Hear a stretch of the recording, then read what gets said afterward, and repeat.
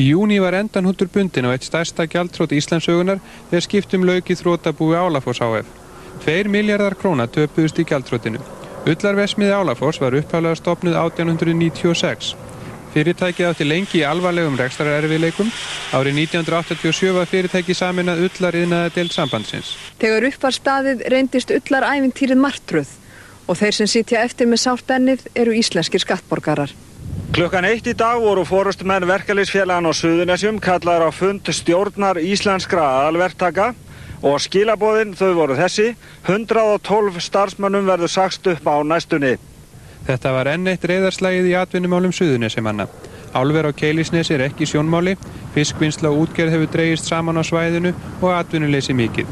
Tíðfundahöld voru í allt haust atvinnumál á svæðinu og voru bundnar vonir við að íslenskir aðalverktakar legðu fé fram til atvinnuuppbyggingar syðra. Það hefur gjarnan verið sagt við okkur Suðurnesjamenn að við höfum völlinn og við eigum ekki að vera að heimta neitt annað. Nú viljum við hafa völlinn og líka það sem á honum hefur skapast.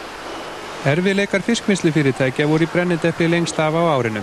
Greiðsla úr verðjöfnunarsjóði nam 2,5 milljarði króna og sló á tapið. En á Suðureyri, þar sem erfiðleikar höfðu verið miklir, snerist hamingjuhjólið íbúum í vil.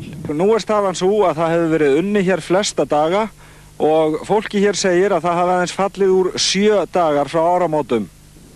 Öðru máli gegnir næstu verstöð í Bolungarvík.